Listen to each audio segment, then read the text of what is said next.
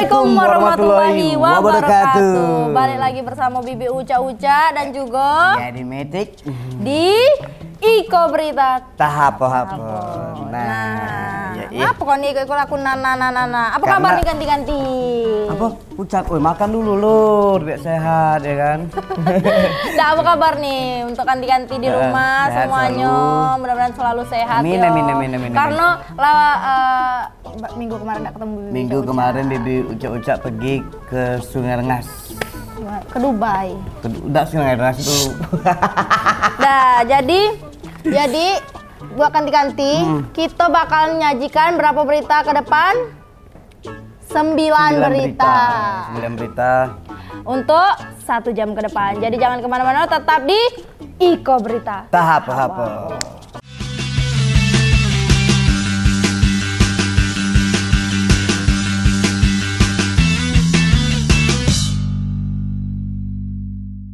Nah, balik lagi bersama kami di Iko Berita Tahap.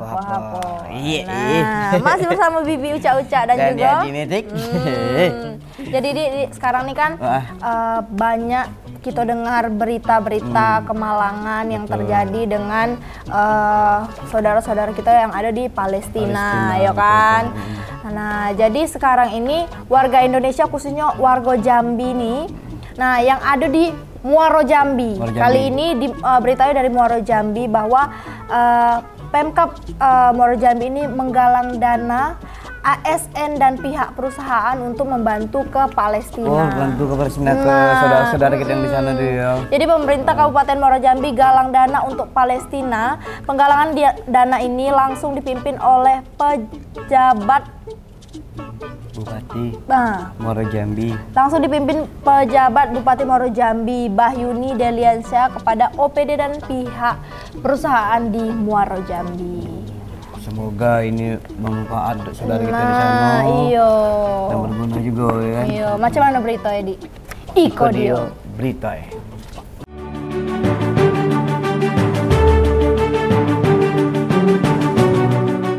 Usai acara musyawarah tahunan tanggung jawab sosial dan lingkungan dunia usaha Kabupaten Muaro Jambi, penjabat Bupati Muaro Jambi Bahyuni Deliansyah didampingi Sekretaris Daerah Muaro Jambi dan para OPD dan pihak perusahaan berdoa bersama dan melakukan penggalangan dana kepada OPD dan pihak perusahaan yang nantinya akan diberikan untuk Palestina melalui Basnas Muaro Jambi. Disampaikan oleh penjabat Bupati Muaro Jambi Bahyuni Deliansyah bahwa banyak ASN Muaro Jambi yang ingin menyumbangkan dana untuk Palestina sehingga mulai hari ini diawali dengan Bupati, Sekda, dan Kepala OPD serta pihak perusahaan memberi sumbangan atau galang dana yang nantinya akan diserahkan ke Basnas Muaro Jambi dan dilanjutkan ke Provinsi Jambi yang nantinya akan disalurkan ke Palestina sebagai bentuk dukungan pemerintah dan masyarakat Muaro Jambi terhadap kemerdekaan Palestina. Di sebagian tadi Mas Sekda sudah bisi-bisi dengan saya. Banyak ASN yang ada di pemerintah Kabupaten Muaro Jambi juga mau memberikan bantuan. Tentunya nanti mungkin di teknisnya ada Sekda, nanti sudah terkumpul dari ASN, terkumpul dari CSR, nanti kita satukan, kita serahkan ke Basnas, nanti Basnas berkoordinasi dengan provinsi, lalu nanti kita sampaikan kepada keluarga-keluarga kita yang ada di Palestina. Oke? Novia Putri Sancaya, Cek TV, melaporkan. Nah, itu dia semoga bermanfaat dan menjadi berkah. Amin. Ya kan? Juga untuk saudara kita yang di sana. Kita tidak terlalu bisa membantu banyak dalam hal lain. Mudah-mudahan itu bisa membantu meringankan. Nah. Berita kedua nih, sebagai bentuk kepedulian dan semangat solidaritas. SMP Negeri 17 Kota Jambi kompak melakukan aksi nyata untuk membantu meringankan penderitaan Palestina. Aksi nyata yang dilakukan ini terjadi dari penggalangan dana, sholat istiqosah, pembacaan zikir dan doa bersama. Nah, macam mana berita ini? Langsung deh Iko berita. Sebagai wujud rasa kemanusiaan dan solidaritas, seluruh sivitas akademi di SMP Negeri 17 Kota Jambi kompak menyuarakan dukungan dan sikap kepedulian terhadap situasi yang terjadi di Palestina. Aksi nyata ini dilakukan dalam bentuk sholat istighosah, pembacaan yasin dan zikir, doa bersama, serta penggalangan dana yang melibatkan seluruh sivitas akademi di SMP Negeri 17 Kota Jambi. Kegiatan ini dilakukan secara bersama-sama di halaman SMP Negeri 17 Kota Jambi pada Jumat pagi 17 November 2023. Seluruh siswa tampak antusias dalam memberikan dukungan terhadap rakyat Palestina, baik siswa, guru, maupun staf yang secara khusyuk mengirimkan doa, serta secara sukarela memberikan donasi dalam aksi nyata ini. Adapun tujuan dari aksi solidaritas ini adalah sebagai wujud implementasi dari visi sekolah SMP Negeri 17 Kota Jambi, yaitu membentuk siswa berakhlak mulia dan berkarakter baik. Melalui kegiatan ini, rasa kepedulian siswa, guru, maupun staf akademi di SMP Negeri 17 Kota Jambi untuk menunjukkan karakter baik dalam bentuk empati atas penderitaan yang tengah dihadapi Palestina saat ini. Hal ini seperti yang disampaikan oleh Kepala Sekolah SMP Negeri 17 Kota Jambi, Nurul Hikmawati. Tujuan kami mengadakan ini adalah salah satu sesuai dengan visi sekolah SMP Negeri 17 Kota Jambi ini membentuk generasi yang berakhlak mulia dan berkarakter. Nah, salah satu implementasinya ya seperti ini. Penggalangan dana, anak-anak diminta untuk, bukan diminta ya, secara sukarela, iya, empati terhadap Palestina, kemanusiaan, jadi itu membangun karakter baik untuk anak-anak. Rangkaian acaranya memang sudah dimulai dari hari Jumat yang lalu dengan melakukan sholat istighosah, zikir istighosah, dan terus doa bersama. Nah, sementara itu, adanya penggalangan dana yang dilakukan telah disetujui berbagai pihak, berdasarkan koordinasi bersama antara pihak sekolah, siswa, dan orang tua, serta konfirmasi kepada Dinas Pendidikan Kota Jambi yang menyambut baik kegiatan positif tersebut. Hal ini disampaikan oleh Wakasarana dan Prasarana SMP Negeri 17 Kota Jambi, Febri Zawarni, bahwa penggalangan dana tersebut benar dilakukan secara sukarela. Kami tentu tidak bisa melaksanakan itu sendiri karena ini sifatnya mengambil dana dari anak-anak dan orang tua. Kami kembali berkoordinasi dengan kepala sekolah, dan kepala sekolah pun tentu harus berkoordinasi dengan Dinas Pendidikan, dan kemudian Ibu Kepala Sekolah berkoordinasi dengan Dinas Pendidikan. Ternyata Dinas Pendidikan menyambut baik kegiatan ini.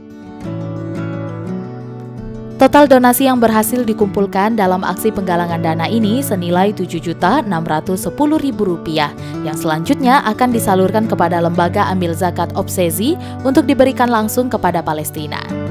Suciati, JEK TV melaporkan. Nah, jadi kalau tadi berita pertama ada dari Muaro Jambi, ini ada dari Kota Jambi. Dari Kota Jambi. Nah, melakukan zikir dan sholat istighosah untuk membantu mendoakan meringankan penderitaan dari warga-warga Palestina. Semoga doa kita ini tergabul ya kan. Kita semua. Orang tuh. Hah? Orang tuh yang mendoakan kau tidak. Kan aku dulu dari SMP 17 Igo. Tidak. Ini baru balik sekolah. Jangan percaya yang ganti-ganti yo. Nah, berita ketiganya yuk. Langsung berita ketiga karena kalau ngajak adik ini ngomong banyak ngotanya udah nih. belum pernah jujur ya. Langsung berita ketiga. Lanjut. Jadi di berita ketiga ini tadi ada berita tentang Pak Gubernur kita, Pak Wo Al-Haris. Nah, jadi dia nih ngenjuk dana 50 juta rupiah dalam konser Amal Peduli Palestina. Nah, pada kegiatan konser Amal Peduli Palestina ini, Gubernur Jambi juga turut memberikan donasi sebesar 50 juta rupiah. Nah, jadi macam mana konsernya kita tengok dulu ya. Iko dia berita. Gubernur Jambi dalam sambutannya pada gelaran konser Amal Peduli Palestina yang dilaksanakan di Tugu Keris Seginjai Kota Baru, Kota Jambi pada 19 November 2023. Mengajak kepada seluruh masyarakat Jambi untuk turut serta membantu saudara-saudara di Palestina berupa donasi berapapun semampunya dan juga memberikan semangat untuk memperjuangkan kemerdekaan Palestina. Gubernur Al-Haris juga memberikan secara langsung donasi sebesar 50 juta rupiah dalam konser Amal Peduli Palestina ini. ini datang ikut memberikan sedekahnya, infaknya untuk sahabat kita yang ada di Palestina. Ya, insya Allah Allah balas dengan kebaikan-kebaikan, insya Allah mudah. Paling tidak ikut memberikan semangat untuk orang Jambi agar hobi bersedekah, berinfak. Karena kalau kita rajin sedekah, insya Allah Allah menambah nikmat lainnya. Amin. Ya, dikasih berapa saja Allah lipat gandakan nanti, insya Allah mudah-mudahan. Apalagi hari ini kita lihat bahwa saudara kita di Palestina sangat membutuhkan itu semua. Sudah terkumpul 55 juta, Pak? Nah, 55, nanti saya berdua tadi, nanti 50. Masya Allah. Allahu Akbar. Dalam kesempatan tersebut, Al-Haris juga mengatakan dirinya selaku Gubernur Jambi telah membuat edaran kepada seluruh OPD dan pegawai pemerintah Provinsi Jambi agar turut menyumbang untuk Palestina. Lanjut Gubernur, jika semuanya terkumpul, Pemprov akan membuat kegiatan akbar yang dihadiri oleh Habib Syekh untuk penggalangan dana. Rianto Arif, JEK TV melaporkan. Balik lagi bersama kami di Iko Berita. Tak apa-apa. Bersama Bibi Uca-Uca dan juga ya di Metik. Nah, di segmen kedua ini ada berita tentang ekonomi. Yaitu yang pertama ada harga cabai yang melonjak. Macam mana beritanya, dibacokan? Ini dia beritanya. Sejak 2 pekan terakhir, harga komoditi cabai terus mengalami lonjakan. Harga kenaikan harga ini diprediksi akan terjadi hingga jelang Natal dan Tahun Baru. Ya ampun, di Jadi cabai kita, terus naik. Kemarin aku baru belanja harga cabai 100.000 per kilo. Cabai baik tuh. Jadi kita udah sama makan cabai lah, di. Jadi Kita nengok cabai-cabean, jangan itu bahaya. Kau kaget apa sakit? Di, seperti biasa kita tengok dulu harga cabai 100.000 tuh segar dah, merah dah. Ya, iya. Kan? Nah, macam mana kita tengok dulu? Iko dia berita. Pada 2 pekan terakhir, harga komoditi cabai mengalami lonjakan harga yang signifikan, terutama di Pasar Angso Duo Jambi. Tingginya harga komoditas cabai ini diprediksi masih akan tinggi hingga Natal dan Tahun Baru mendatang. Kepala Pengelola Pasar Tradisional Angso Duo Jambi, Purnomo Sidi mengatakan, untuk harga cabai hari ini kembali mengalami kenaikan seperti cabai merah besar mengalami kenaikan sebesar 10%, dari harga semula Rp62.000 menjadi Rp68.000 per kilogramnya atau naik Rp8.000. Hal ini dipicu oleh kurangnya pasokan baik lokal, Pulau Jawa, Bengkulu maupun Medan. Selain itu, cabai merah keriting juga ikut naik, yang semula Rp64.000 per kilogram menjadi Rp72.000 per kilogram, naik sebesar 12% atau sekitar Rp8.000. Sementara untuk cabai rawit merah mengalami penurunan dari harga Rp80.000 turun menjadi Rp75.000 per kilogram atau turun sekitar 6%, dikarenakan ada penambahan pasokan dari wilayah Bengkulu dan Aceh. Purnomo Sidi juga menuturkan untuk pasokan cabai di Pasar Angso Duo mencapai 8 hingga 10 ton per hari. Pihaknya berharap kepada pemerintah untuk turun andil untuk melakukan intervensi melalui operasi pasar bersama instansi terkait.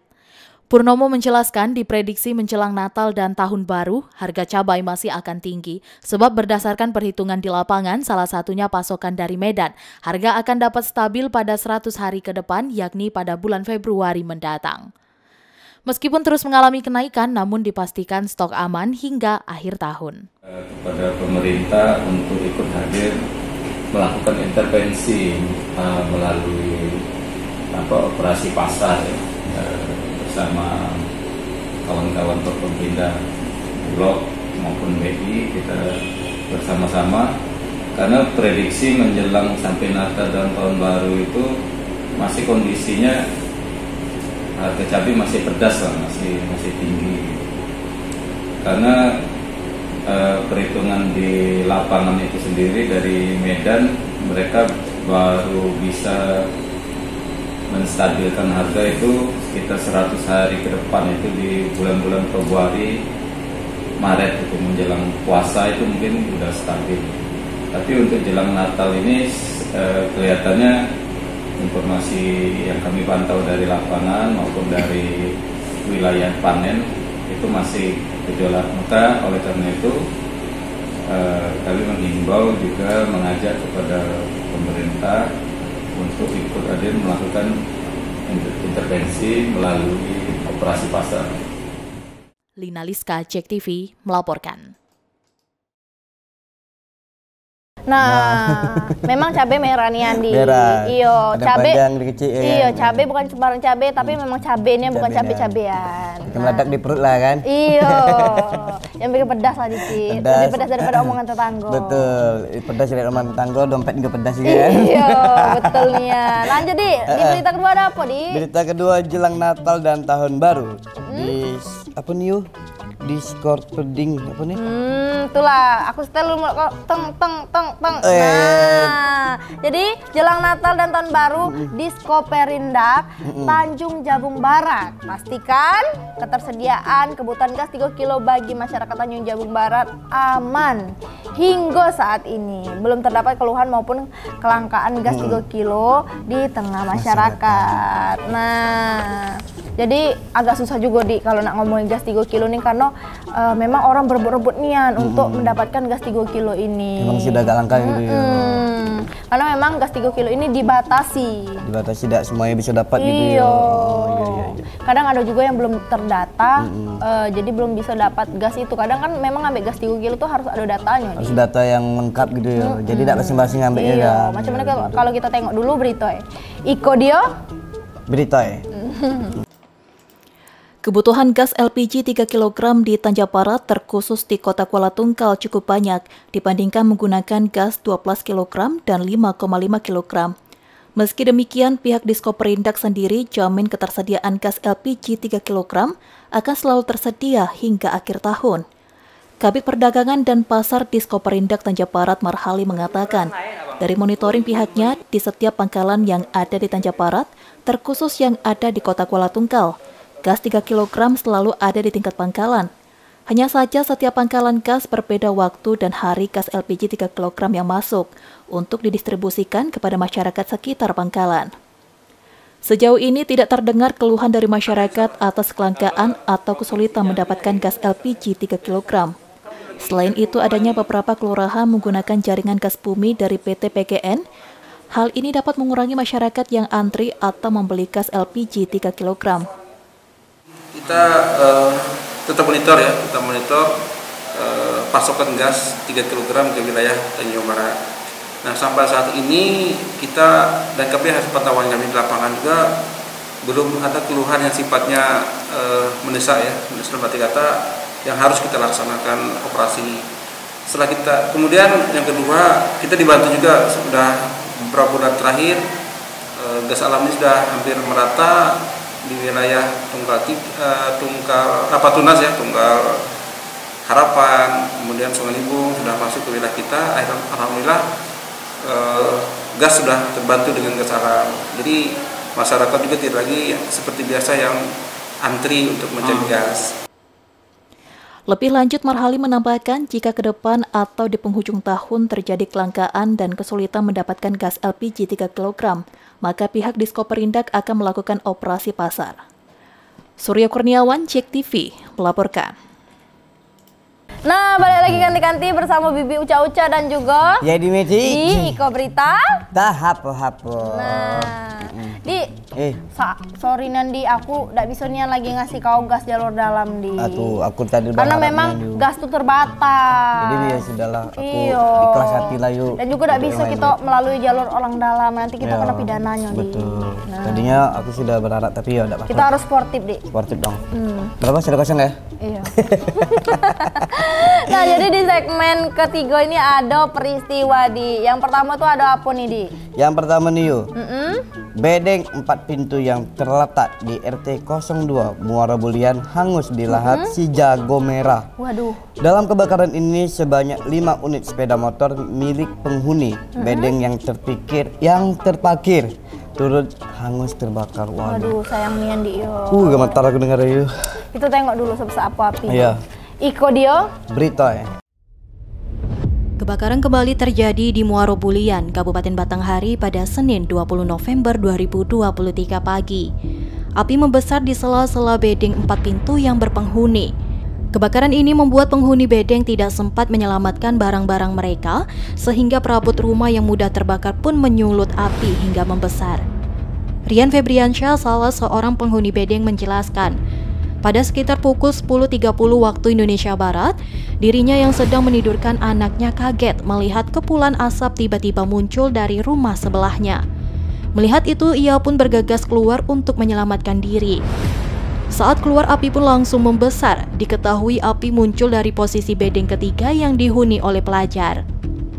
Api yang membakar bedeng 4 pintu ini menghanguskan seluruh isi perabot penghuninya dan 5 unit sepeda motor turut menjadi amukan api. Belum diketahui apa yang menyebabkan terjadinya kebakaran tersebut. Aduh, langsung lari keluar kan. Keluar tuh nengok ada asap banyak, meledak, langsung ngeluarin anak-anak kami kan. Lalu nyelamatin motor sama istri. Tiba-tiba langsung nak nyabut gas di dalam, tak sempat lagi asap tuh lah ke bawah. Langsung ke bawah. Kalau sempat kami bisa ngelepas tuh. Nah ke bawah nih, nafas tuh tak bisa lagi pas tuh. Itu yang mati. Iya. Ini ada berapa bedeng nih Bang yang terbakar Bang? 4 Bang. Untuk yang terbakar sendiri apa nih Bang? Apakah ada kendaraan juga nih Bang? Kendaraan 5 yang kebakar Bang. Kalau untuk pertama kali kita lihat Bang di bedeng nomor berapa nih Bang? Bedeng nomor 3. Nomor 3 nih Bang. Ini Bang, saat kita melakukan kebakaran nih, posisi kita lagi apa nih Bang?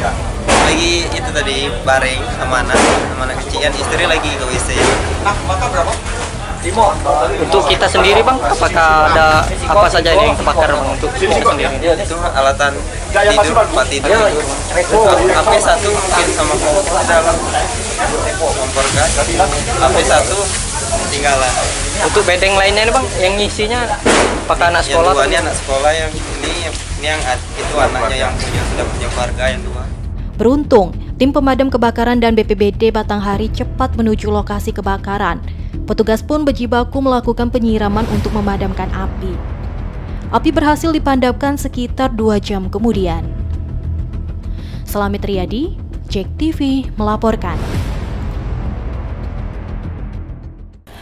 Di 4 pintu bedeng, sama 5 motor yang terbakar. Yo namanya naas kita tidak tahu. Musibah ada yang tahu kan, tidak ada di kalender kan. Tanggal berapa musibah datang, tidak ada yang tahu kita kan. Iya, jadi sebaiknya kita tuh ya karena sekarang nih cuaca juga tidak nentu, jadi listrik juga harus pendek listrik tuh, kita harus menjaga itu ya kan, biar meminimalisir.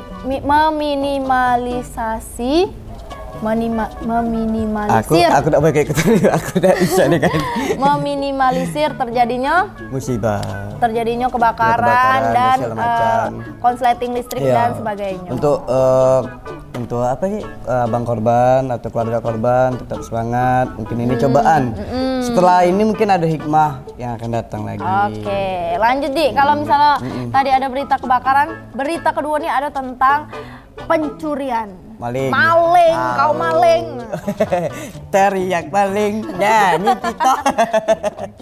Jadi di berita kedua ini ada tentang aksi pencurian sepeda BMX di Talang Banjar terekam CCTV. Kejadian ini terjadi saat ronda malam telah usai. Akibat kejadian tersebut, korban mengalami kerugian 1,9 juta rupiah. Tunggu bentar. Ronda malam tuh selesai jam berapa sih? Aku biasa tuh ronda tuh selesai jam 2:30 atau 4. 3:30, 4? Iya. Jadi orang itu beraksi mungkin kisar jam 6 gitu. Mungkin masih ada selang waktu gitu kan. Karena pencurian itu pasti saat sepi ada beh. Iya, jadi pencurian itu kan ataupun tindak kriminal ini kan didominan tuh karena adanya kesempatan. Ada kesempatan. Nah, macam mana berita ini? Iko dia? Berita.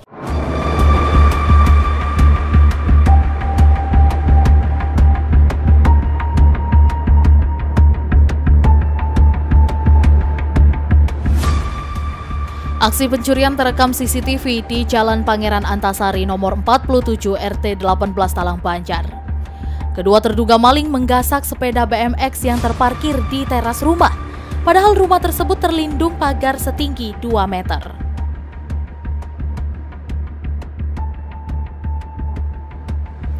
Korban pencurian, Kiki, menjelaskan aksi pencurian sepeda di rumahnya terekam oleh CCTV pada Senin subuh 13 November 2023. Dalam aksi tersebut tampak 2 orang yang sedang melakukan pencurian.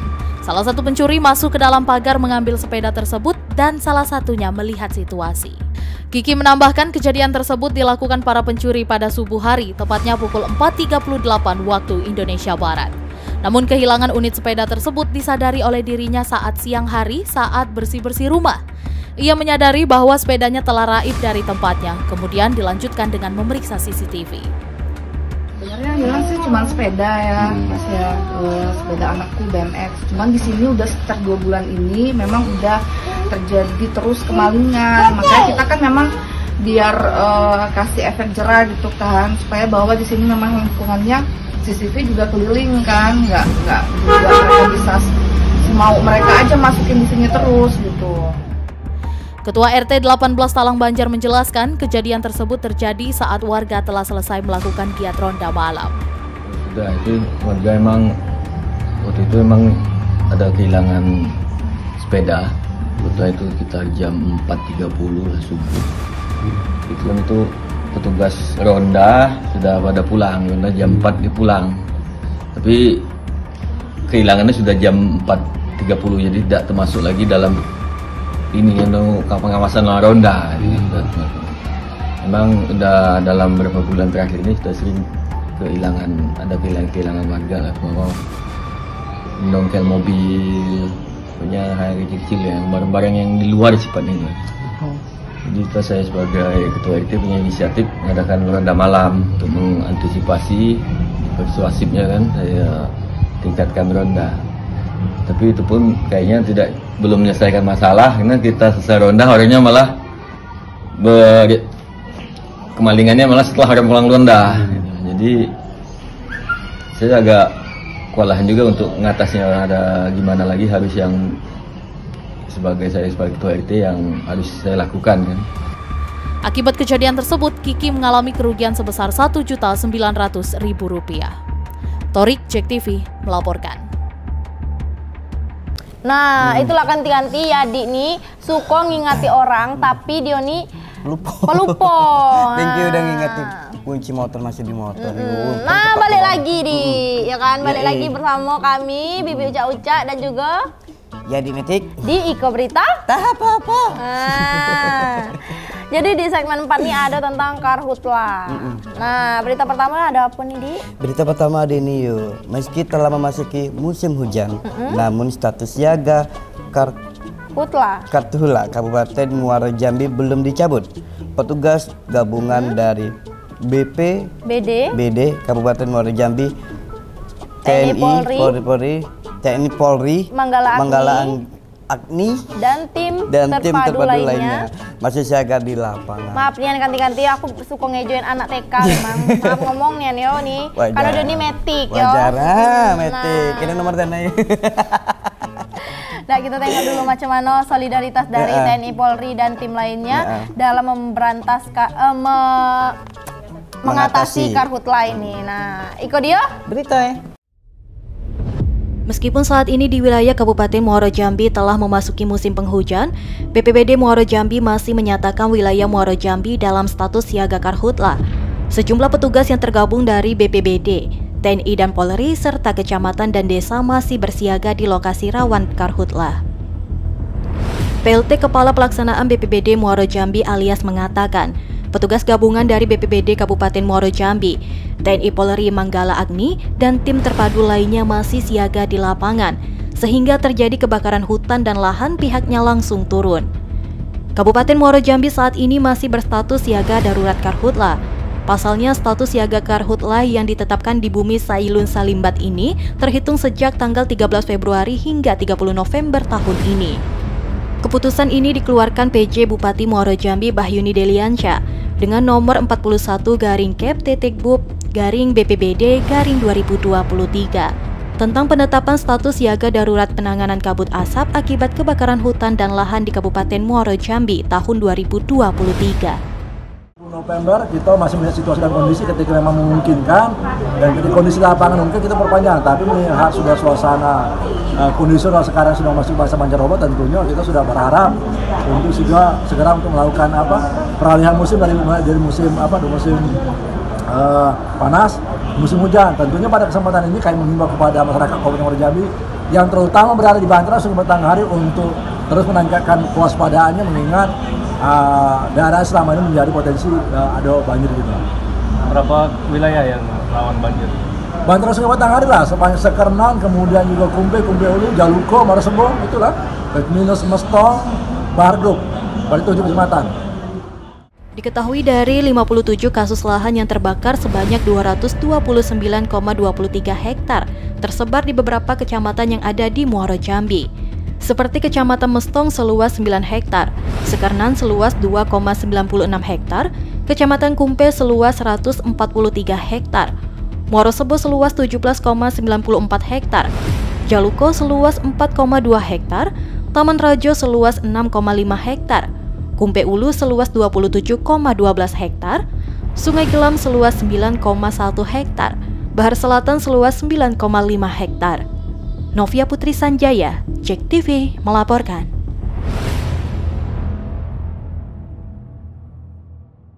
Nah, itulah solidaritas TNI Polri dan juga petugas gabungan dari BPBD Kabupaten Muaro Jambi dan tim terpadu lainnya untuk tetap mencegah atau memberantas serta siaga karhutla walaupun di musim hujan. Kompak ya. Bukan masalah kompaknya tapi sebenarnya kalau untuk karhutla ini dilakukan dengan oknum tertentu, kita pun sebagai warga jika menemukan hal tersebut cepatlah kita tangkap orang itu. Nah, kalaupun takut ya udahlah lapor polisi. Lapor polisi. Kalau misalnya takut nangkap lari langsung lapor, videoin dulu dikit kan. Ada bukti. Tapi kalau misalnya udah berani jangan cak takoan kamu. Lagi kamu pula dibakar ya. Tindak alam. Sini kau. Kalau di berita pertama tadi ada tentang sinergitas TNI Polri dan solidaritas dari petugas gabungan BPBD dan tim terpadu lainnya. Kalau yang kedua ini ada tentang hektar wilayah hutan harapan terbakar. Mahasiswi asal Papua Barat merasa prihatin. Nah, jadi ini kejadian di Bajubang, Batanghari, Muaro Jambi. Batanghari kok Muaro Jambi. Di Bajubang, Batanghari, Provinsi Jambi. Nah, jadi ada mahasiswi namanya Radia, asal Kabupaten Fakfak atau orang yang berasal dari Papua, Provinsi Papua nih. Tepatnya di Papua Barat yang sedang mengikuti pendidikan ilmu kesehatan. Sengaja mendatangi wilayah hutan harapan yang berada di Desa Bungku, Kecamatan Bajubang untuk menanam pohon karena keprihatinannya dengan kondisi hutan yang marak terjadi perambahan dan kebakaran hutan pada beberapa bulan lalu di musim kemarau. Jadi dia nengok tuh hutan lah gondol, jadi dia berinisiatif dengan jiwa prihatin dia tadi nih nengok hutan yang gondol tuh menanami pohon. Biar balik lagi banyak pohon lagi gitu ya. Ini yang bagus untuk diacungi jempol. Betul, dan ini juga biar kawan-kawan motivasi juga ya. Macam mana berita ini? Iko dia berita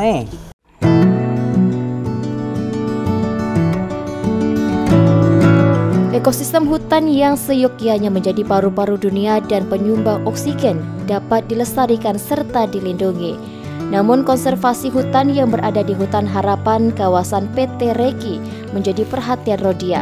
Putri asal Kabupaten Fakfak, Provinsi Papua Barat ini merasa prihatin saat melihat kondisi hutan yang kerap dirambah tangan-tangan jahil, serta kerap terjadinya kebakaran hutan yang mencapai ratusan hektar.